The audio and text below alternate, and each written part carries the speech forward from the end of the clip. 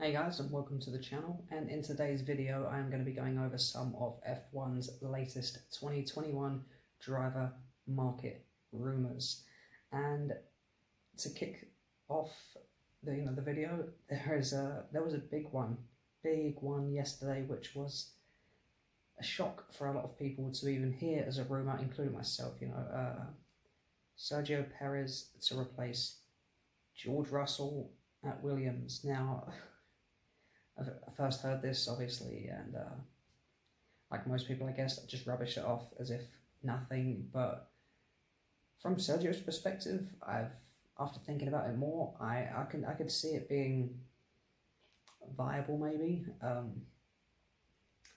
The Williams team has the best power unit on the grid. They are a prestigious team, prestigious name,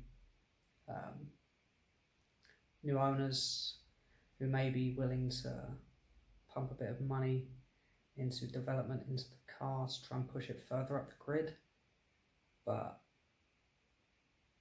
that for me is about it. I can't see anything else to this rumour. More importantly, I can't see why Williams would want to out George Russell.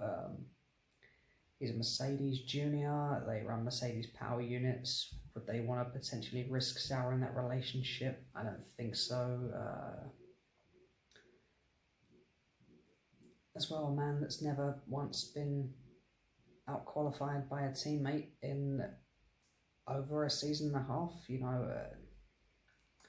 For me, I can't see George not in that Williams seat next year. He has his contract in place, and I don't see Sergio Perez as an attractive enough offer to want to out George from that team. So that one for me is a straight up no. Next up, I wanted to address the second rumour. This one is not so new, but this is probably one of the bigger ones, the bigger talking points that people have been discussing recently. Young Formula 2 driver Nikita Mazepin is apparently set to be taking the Haas seat alongside whichever #1 driver they sign. I'm sure he would be the #2 driver. As would any rookie or young driver they bring in. Now, I can see why a lot of people disagree with this, because two words really. It's Callum Ilott, who has been one of the standout performers in Formula 2 this year. Most poles, was set to test for the team in FP1 at Germany. Yeah, he's got 2 feature race wins, 1 sprint race win. Probably would have had another one at Monza had he not stalled in the pits. Yeah, a few little errors have cost him big, and Callum probably will feel that he should be leading the championship right about now. And yeah, just those few mistakes have kind of set him back. But for me, I can't. It would almost be an injustice for him to be overlooked for the likes of Mazepin. But from a business side, I can see why Haas would be looking for this, because Callum Ilott is a driver who, he's not a paid driver. He doesn't bring significant amount of investment, whereas Mazepin, his dad is, I believe, a Russian billionaire. So, financially, of course, it's a bit of a no-brainer there. But not only that, he has come a long way since last year.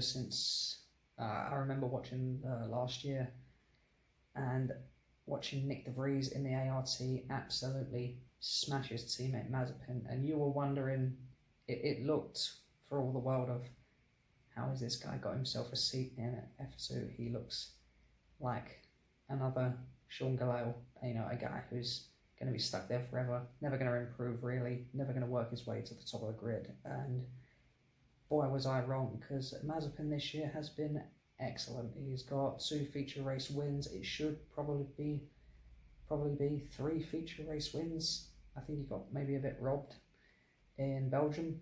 I think a lot of people will feel like that. I don't think anybody else got a penalty in that corner where he got one, all race weekend across all the formulas, so he might feel a little bit hard done by. However, sits, I believe, 6th in the standings. He needs 8th to be able to get his racing super license, which I believe he will need before the team can sign him. But yeah, he's definitely been a big improvement this year, Mazepin. I wouldn't have, even midway through the season, I wouldn't have tipped him for an F1 seat.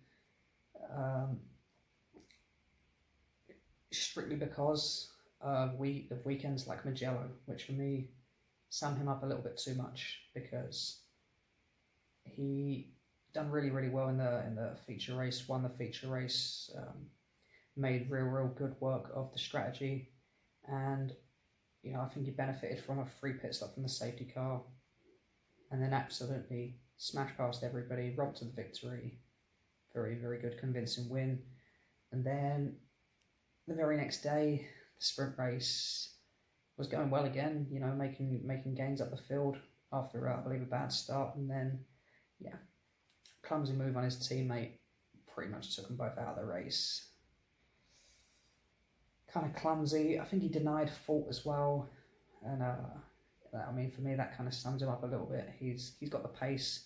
He just doesn't have the consistency, not the same kind of consistency that maybe a Callum Ilott has, which is something you are going to need when you go to Formula One. So I can understand the rumours, because obviously he would be able to help that team a lot in terms of finances.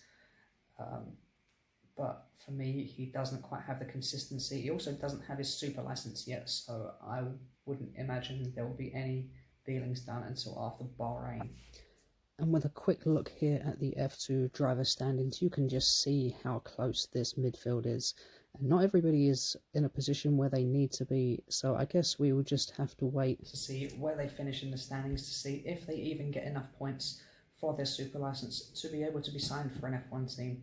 Because I'm not actually sure if a contract could be signed for an F1 team before you have that super license now. We have Max Verstappen to thank for that. Yeah, so I wouldn't expect any deals done between now and Bahrain. A lot can happen still in Formula 2. There is 4 races left over 2 rounds. A lot can happen in F1.